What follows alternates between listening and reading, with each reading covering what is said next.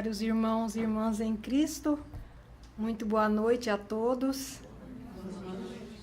É com coração repleto de alegria que mais uma vez estou aqui, tendo a oportunidade de compartilhar esses momentos com vocês. É realmente uma bênção do Pai aqui podermos estar e eu sou muito grata por esta oportunidade. Certo dia, a solidão bateu à porta de um grande sábio e ele convidou a entrar. Pouco depois, a solidão saiu correndo, porta fora, porque ela descobriu que não podia capturar aquele coração amoroso, porque ele nunca estava sozinho. Ele estava sempre acompanhado pelo amor de Deus. Em outra feita, a ilusão também bateu à porta daquele sábio e ele amorosamente convidou a entrar na sua humilde morada. Daí a pouco, a ilusão saiu correndo e gritando que estava cega. O coração amoroso daquele sábio era tão luminoso que ele ofuscou a ilusão. E a fama do sábio foi crescendo a cada dia, e a cada dia novos visitantes chegavam, objetivando conquistá-lo em nome da tentação. Um dia era o desespero, outro dia era a impaciência, depois vieram o ódio, a mentira, o engano, pura perda de tempo. O sábio convidava a todos a entrar. E todos saíam decepcionados com o equilíbrio daquela alma bondosa. Porém, um dia, a morte bateu à porta do sábio. E ele, como sempre, convidou-a também a entrar, como havia feito com todos os outros. Os discípulos do sábio esperavam que a morte saísse correndo a qualquer momento, como os outros. Entretanto, dessa vez, o tempo foi passando e ninguém saía pelaquela porta. Aí, depois de algum tempo, como nem o sábio nem a morte apareciam, os discípulos, cheios de receio, assim e tal, devagarzinho foram entrando e, afinal de contas, acabaram abrindo a porta e entraram na morada. E aí, lá eles viram o corpo do mestre estendido no chão, desencarnado. Aí eles começaram a chorar, ao ver que o querido mestre havia partido com a morte. E na mesma hora entraram na casa a ilusão, a solidão e todos os outros servos da ignorância que nunca haviam anteriormente conseguido permanecer naquela morada, naquele recinto. A tristeza dos discípulos havia aberto a porta e os mantinha lá dentro. Então, qual que seria a moral dessa história? O que é que vocês acham?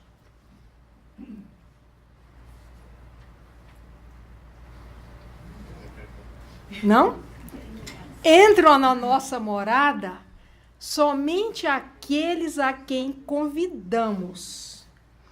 E permanecem conosco somente aqueles que encontram ambiente propício para lá permanecer. E essa história que eu achei tão linda nos foi contada por um autor desconhecido. Nas minhas pesquisas, eu encontrei autor desconhecido, mas seja você onde estiver, saiba que nós achamos muito linda a sua história, por isso que estamos a compartilhando aqui hoje. Mas então, nós estamos falando de virtude, não é verdade? Então, o que é virtude? Vamos buscar lá na etimologia da palavra. No latim, nós vamos verificar que virtude vem das palavras virtus utis, e que isso significa força corpórea, ânimo, valor, bravura, coragem, força da alma, boas qualidades morais e mérito. Isso, a palavra virtude foi criada já com essa definição da sua criação. E vamos ver o que é que o dicionário Aurélio nos traz como definição de virtude. Virtude é a disposição firme para a prática do bem. Virtude é uma qualidade moral. E agora vamos ver a definição de Aristóteles, antigo sábio da antiguidade, antigo sábio grego da antiguidade. Aristóteles nos dizia que a virtude é a disposição adquirida de fazer o bem que se aperfeiçoa com o hábito. E Miramês, o espírito Miramês, no livro Horizontes da Vida, vem nos dizer que virtudes são qualidades morais que a alma deve exercitar a cada dia em proveito de sua própria vida. Aqui temos definições de fontes bem distintas, mas podemos observar que elas têm um paralelo em comum. Se nós observarmos bem, nós vamos verificar que a prática vai nos levar à perfeição. Quando praticamos, quando exercitamos, quando adquirimos o hábito de praticar. Então, podemos verificar esse paralelo em comum, né? E agora, vamos verificar o que nos diz Kardec, quando ele, na pergunta 893, pergunta aos espíritos superiores: qual a mais meritória de todas as virtudes? Qual a mais importante de todas as virtudes? Qual a mais relevante de todas as virtudes? Seriam formas que nós poderíamos dizer, né? Para definir exatamente o que é que Kardec estava perguntando. E olha a resposta do Espírito da Verdade. Todas as virtudes têm seu mérito. Todas as virtudes são importantes. Porque todas são sinais de progresso no caminho do bem. A virtude, sempre que há resistência voluntária ao arrastamento dos maus pendores, sempre que resistimos aos instintos inferiores, isso é uma virtude. Mas a sublimidade da virtude consiste no sacrifício do interesse pessoal pelo bem do próximo, sem segundas intenções, única e exclusivamente com a intenção de fazer o bem ao próximo, sem esperar nada em troca, sem esperar nenhum retorno. A mais meritória é a que se baseia na mais desinteressada caridade. Pois nós bem sabemos que fora da caridade não há salvação. Quando conhecemos a doutrina espírita e começamos a estudá-la, nós sentimos necessidade de colocar em prática esses conhecimentos. Verdade? A gente sente aquela vontade, sente aquele ânimo, aquele anseio de colocar em prática. E pode ser que, às vezes, a gente se angustie, porque quando a gente faz essa autoavaliação, que a doutrina nos ensina a fazer, compreendemos o quanto ainda somos imperfeitos. Quantas mazelas ainda morais que devemos superar. E aí a gente continua estudando a doutrina, as obras de Kardec, e aí a gente vai verificando o número elevado de virtudes que existem, que ainda não temos e que precisamos desenvolver. Como, por exemplo, já dissemos aqui, a maior de todas as virtudes, a caridade. E aí vem o perdão, a humildade, a paciência, a benevolência, a tolerância. O amor conosco mesmo, com o próximo e com os nossos inimigos. E agora? É uma conta bem alta, né? Para dar conta de pagar. E aí a gente olha para a vida atual e talvez a gente pode perceber que a convivência familiar não está tão boa assim, não está da forma que nós gostaríamos que estivesse. No trabalho, talvez exista uma concorrência desleal, talvez exista falsidade, a sociedade vive de aparências, talvez possuamos inúmeros desafetos adquiridos por pequenos melindres, por coisinha pequena, coisinha sem maior significância. E aí? Aí o neófito espírita, quem está acabando de chegar, ou das duas uma. Ou ela arregaça as mangas e vai à luta vai em busca da sua transformação moral, vai em busca de conseguir, apoiado por essa doutrina maravilhosa nos trazida pelo Espírito da Verdade, o Consolador prometido por Jesus, se agarra com força e arregaça as mangas e vai embora. Mas também, infelizmente, existe gente que tira o time de campo, né? Acha que desiste, fazer reforma íntima, esse negócio dá muito trabalho, deixa para outra, tem tantas encarnações, fica para a próxima. Livre-arbítrio, né? Temos livre-arbítrio. Sabemos que desperdiçar uma oportunidade, ela nunca mais vai retornar. Não daquele jeito. Oportunidade a gente vai ter, claro. O Pai jamais desiste. Jamais. Mas será que a oportunidade vai ser tão fácil? Por mais difícil que eu acho agora, depois quando eu olhar para trás, puxa, por que eu não aproveitei lá que estava tão fácil? Certamente que nós não temos condições de superar tantas deficiências morais, tantos resgates do passado em uma encarnação só.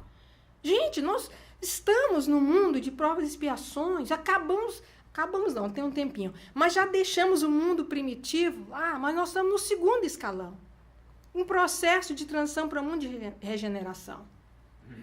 Aí a gente tem a opção, né, de olhar que o meu copo está metade vazio, falta tanto, ou ele está metade cheio, olha o que eu já consegui. Também são opções que nós temos para motivar a nossa conduta, para nos motivarmos. E vamos continuar com a codificação kardeciana, verificando o que nos traz o Evangelho segundo o Espiritismo, no capítulo 17. Reconhece-se o verdadeiro espírita pela sua transformação moral e pelos esforços que emprega para domar suas inclinações más. Veja bem, ninguém falou que tem que ser perfeito, maravilhoso, espírito superior. Está dizendo pelos esforços que nós empregamos, por nossos atos e ações, pelo que fazemos para domar as nossas inclinações. Mas é isso que define o que é um verdadeiro espírita. Palavras do Espírito da Verdade. Aí a gente pode se perguntar, pois é, mas se assim é tão natural, faz parte da evolução, por que é tão difícil despertar, cultivar, desenvolver, exercitar as virtudes? Será que somos incapazes? Será que estamos sem a proteção de Deus, nosso Pai? Será? Sim ou não? O que vocês acham? Não. Correto. A resposta correta é não. Não. Por quê? Porque Deus nada criou para a imperfeição. Deus criou tudo que existe. O universo, a humanidade, os animais. Deus, que é o bem e a perfeição absolutos, não criaria nada incompleto, nada imperfeito, nada defeituoso. Tudo que Deus criou foi criado para o bem. Essa certeza nós podemos ter como uma certeza absoluta. Tudo que Deus criou foi criado para o bem. Isso significa que o ser humano tem natureza divina. Foi criado potencialmente para o bem. Os homens têm latente em si mesmo todas as virtudes necessárias ao seu progresso espiritual, à verdadeira felicidade. Estão latentes aonde? Na nossa consciência divina. Estão latentes, simplesmente esperando despertar, germinar para florescer e progredir. O que acontece é que durante muito tempo, por uma questão de sobrevivência, o homem foi obrigado a se preocupar mais com o mundo material e as necessidades físicas. A sua atenção do dia a dia estava voltada para o alimento, para o abrigo, para a defesa, enfim, não sobrava tempo para que o homem se desse conta, para que se apercebesse das coisas espirituais, porque naquele momento de estágio de evolução, as coisas materiais tomavam todo o seu tempo e toda a sua energia. E isso foi necessário durante um tempo, como parte do aprendizado do homem no planeta, abençoada escola que o Pai nos deu. E era necessário que o homem conhecesse as emoções básicas primeiramente. Conhecesse antes do ponto de vista material, que era uma coisa assim, mais concreta, mais palpável, que podia ver, que podia tocar, que podia comprovar, para depois, com a evolução, poder se abstrair ao ponto de entender os conceitos filosóficos, os conceitos intelectuais, os conceitos espiritualistas, assim como os sentimentos mais elevados, porque aquele primeiro estágio material era apenas um ponto na caminhada evolutiva do ser.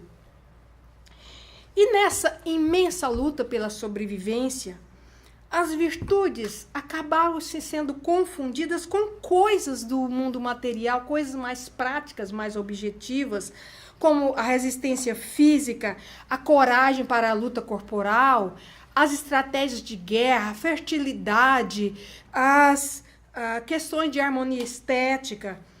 E aí, com as virtudes moldadas exclusivamente para o mundo material, o homem acabou criando um mundo de luta, de competição, de disputa, onde o que valia era a lei do mais forte, do olho por olho, do dente por dente e do acúmulo de bens.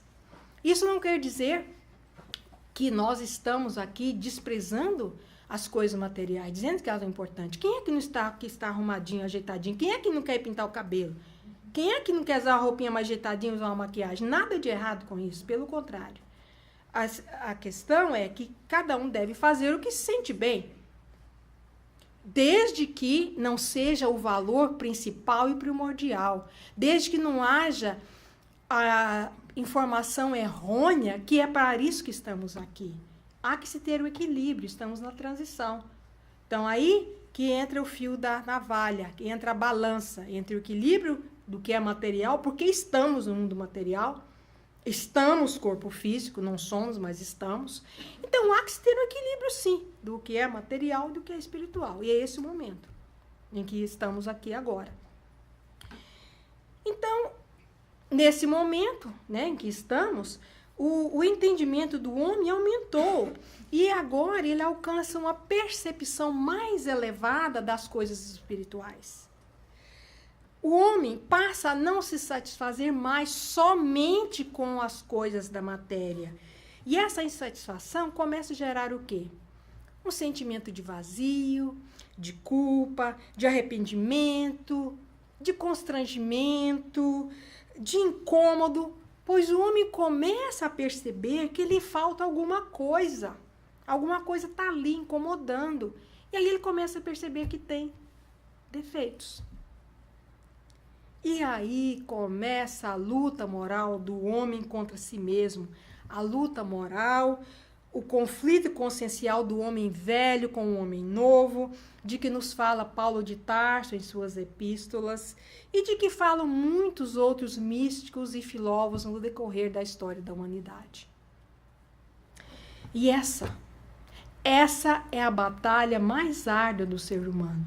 Porque ela não tem tréguas, não tem disfarce, ela ocorre 24 horas por dia, sem possibilidade de fugir, porque mais cedo ou mais tarde, somos forçados a olhar no espelho que está à nossa frente. Somos forçados a nos olhar de frente, não tem para onde correr. E com a falta de compreensão de sua natureza divina e as distorções que foram criadas com o passar dos séculos, o homem continua a agir de forma equivocada, manifestando qualidades que mais parecem defeitos para ele. Aí começa aquele conflito. Puxa vida, mas eu tenho tanto defeito. Por que será? E começa a autoculpa, a autoflagelação. Mas agora, já que a gente disse em defeitos, vamos verificar, na verdade, o que são defeitos. Defeitos nada mais são que manifestações de nossa ignorância em relação à nossa natureza divina. Manifestações do nosso desconhecimento. Ignorância no sentido de falta de informação, de falta de não ter conhecimento. Simplesmente isso. E aí, com isso, a gente faz agressões à nossa natureza virtuosa, latente, com que fomos criados desde o princípio. São agressões à nossa consciência, são agressões ao fluxo divino que está em nós e que nos transpassa ao longo da nossa vida. Defeitos são simplesmente isso, falta de informação. Se a gente for resumir de uma única palavra. E uma vez que entendemos que as virtudes, como parte de nossa natureza, de nosso caráter, como potenciais divinos que existem em cada um de nós, aí a gente faz aquele corte e começa a nossa escalada, o nosso caminho para a evolução espiritual. Entendemos que o único caminho para a felicidade é a prática constante e consciente dessas virtudes. E aí cessa o conflito íntimo, cessa o desconforto, cessa a insatisfação, porque aí a gente já fez aquele corte e a gente já ultrapassou esse outro caminho anterior em que nos encontrávamos. Nós fizemos a transição. E aí, quando a gente chega nesse ponto de progresso espiritual, nós já sabemos que, para evoluirmos, nós precisamos desenvolver várias virtudes. Isso a gente já sabe. E entre as quais existem inúmeras, né? Mas vamos citar aqui só algumas a título de ilustração. Podemos citar, por exemplo, o perdão, a paciência, a benevolência e a maior de todas, que é a caridade. Isso a título de exemplo. Nós sabemos que existem várias outras, né? Porque qual é a função da virtude? A função da virtude é fortalecer o espírito para a nossa caminhada em direção ao progresso espiritual. Porque aí nós vamos ser reconduzidos à nossa natureza divina. Nós vamos nos libertar do nosso passado distorcido por ilusões, por enganos. E aí a gente realmente começa a andar mais rápido. Vamos verificar aqui, então, qual que seria a função da virtude? Por que é que a virtude é importante para o nosso progresso, para a nossa evolução de seres eternos? Eu gosto muito dessa definição que nos traz o Espírito Miramês no livro Horizontes da Vida, quando ele diz que a criatura virtuosa assegura força poderosa na sua vida, que lhe faz alcançar um bem-estar indizível na intimidade do coração. É alguma coisa muito dentro que a gente não mais consegue, não mais pode, não diria conseguir, mas não pode mais ser afetado pelas coisas que não têm muita importância. Porque essa intimidade, essa segurança que a gente tem aqui dentro do coração. E a função da virtude é a de libertar as criaturas dos cansados trilhos das ilusões e do enfado torturante das paixões inferiores. Quando a gente consegue chegar nesse ponto, a gente já consegue ter uma visão mais transcendental de tudo. Do que é a vida, do que passou, do que vai ser, do que é a vida de nós como ser eterno que somos. Então, a nossa atitude natural deveria ser, então, o quê? Cultivar virtudes, não é? Porque a gente vai cultivar as virtudes e não combater os defeitos. Vamos dar um enfoque positivo, vamos cultivar as virtudes, porque, obviamente, cultivando virtudes, os defeitos vão automaticamente desaparecer, como by default, não tem outro jeito. Não dá para conviver junto. Né? Então, cultivando virtudes, os defeitos naturalmente deixam de existir de forma gradativa, porque eles não fazem mais parte da gente, não fazem mais parte da nossa natureza, não encontram mais guarida no nosso coração. E porque, na verdade, esses defeitos, entre aspas, eles são simplesmente manifestações da nossa ignorância em relação à nossa natureza. É um reflexo de nossa agressão às nossas características latentes naturais, ou, resumindo em outras palavras, as virtudes. Porque as virtudes, sim, essas são parte da nossa essência divina. Foi para isso que fomos criados. Agora, é muito importante lembrarmos que a prática das virtudes não pode se tornar uma obsessão, pois poderia levar a um equívoco muito grave, que seria o quê? O fanatismo. Não pode sair de um lado para ir para o outro, assim, de repente. Porque a busca das virtudes, ela tem que ser natural, ela tem que ser gradativa, sem sofrimento, sem sacrifício, sem privações, sem repressões ou imposições cruéis. O que não quer dizer que não implique em algum sacrifício de nossa parte, mas um sacrifício plausível, alguma coisa viável, que está ao alcance das nossas forças. Não uma tortura desmedida, que, obviamente, nós iríamos ficar frustrados porque não conseguiríamos alcançar. Então, poderíamos dizer que para conquistarmos virtudes, temos sim que abrir mão de alguns interesses pessoais, de alguns apegos materiais, de algumas crenças arraigadas e arcaicas que já não cabem mais na nossa vida, de alguns conceitos equivocados, percepções distorcidas ou egoístas. Isso sim, também não é assim, sem fazer nenhum esforço, né? É aquela história, que a gente consegue perder peso sem fazer algum esforço? Tem que fazer uma dietazinha, tem que às vezes malhar um pouquinho. Também com os devidos paralelos considerados, é algo do gênero. Mas tudo no limite. Eu não vou conseguir levantar um peso, se eu for começar, o mesmo peso que o David consegue. Obviamente, olha o tamanho dele. Não tem jeito. Tem que ser no limite das nossas forças.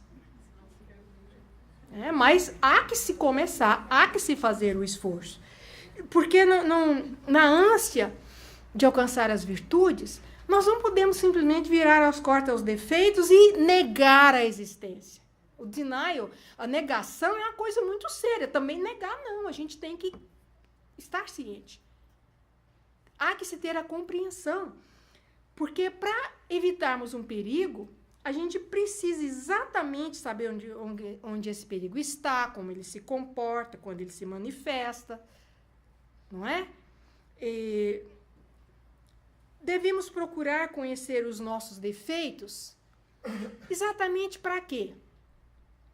Para conhecer o que seria contrário a eles. E não bancar os cegos e ingênuos fazendo de conta que não existe, dando uma de Poliana. Quem aqui que já leu aquele livro Poliana? É do meu tempo.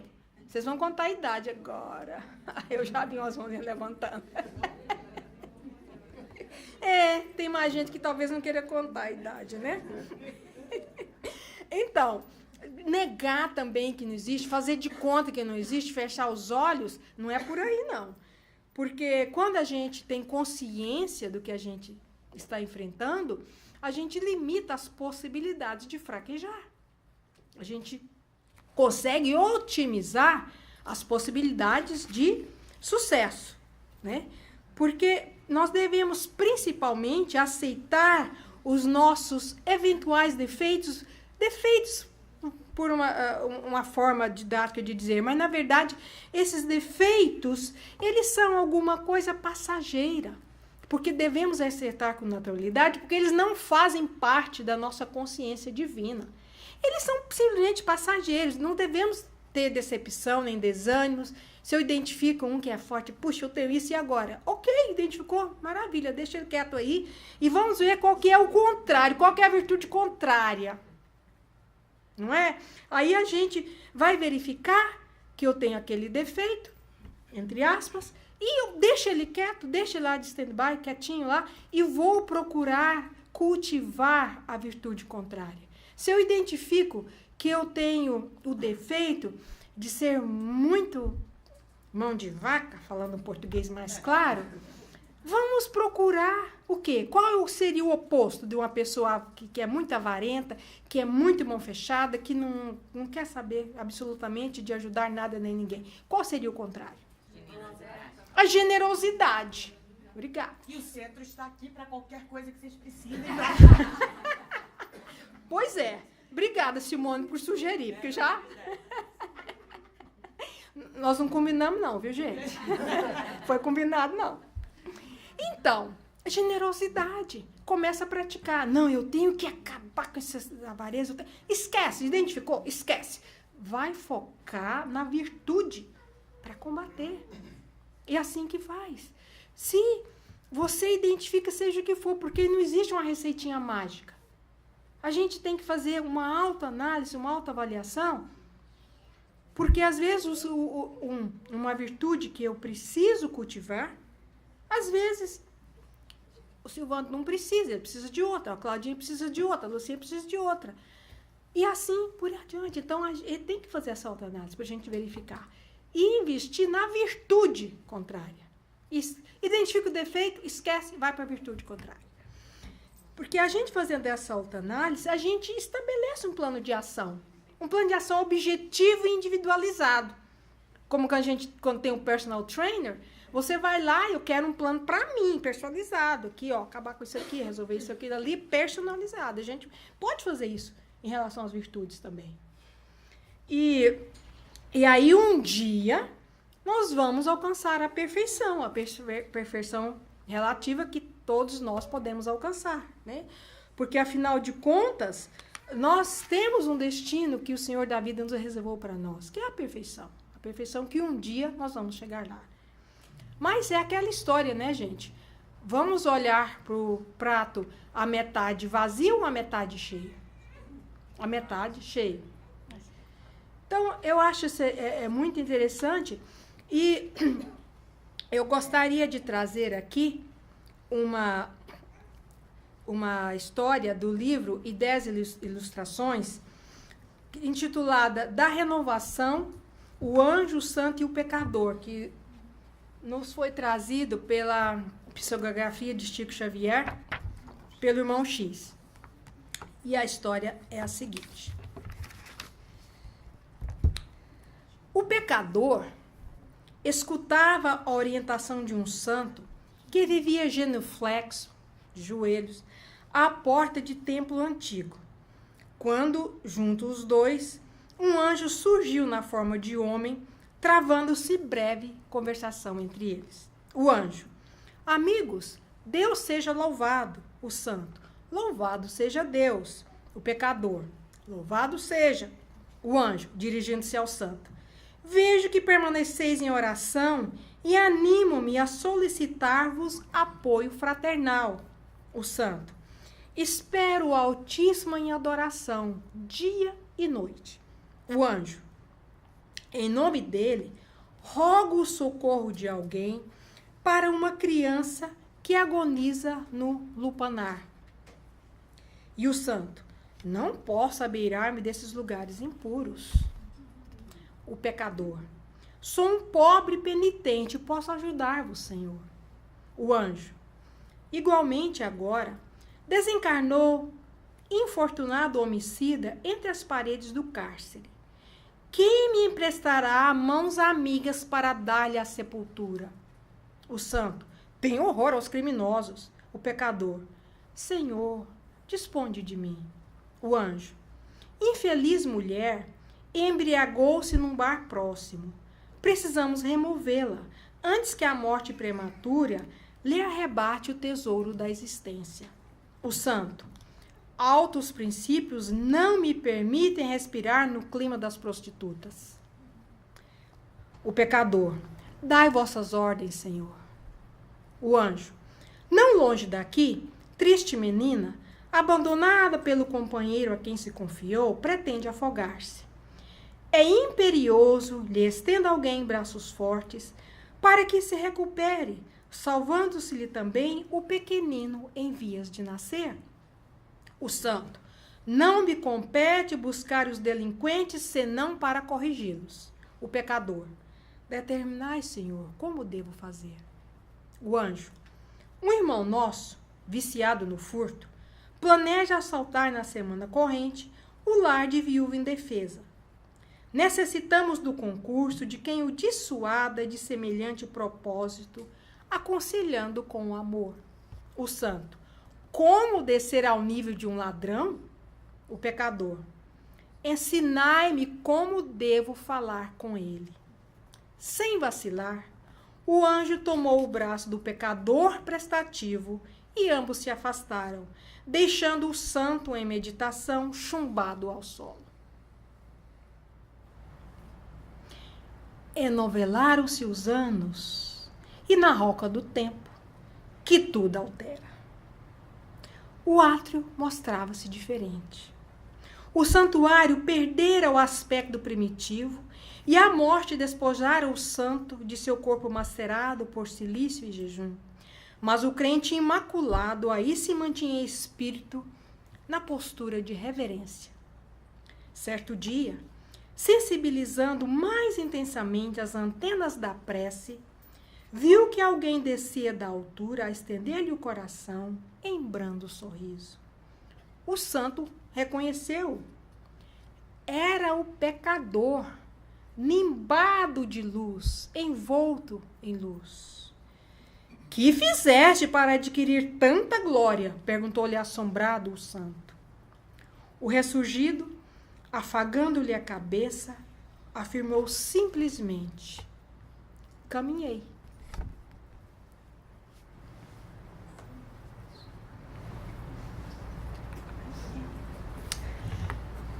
Senhor da vida, protegei-nos, fazendo de cada um de nós um instrumento útil de ajuda ao próximo.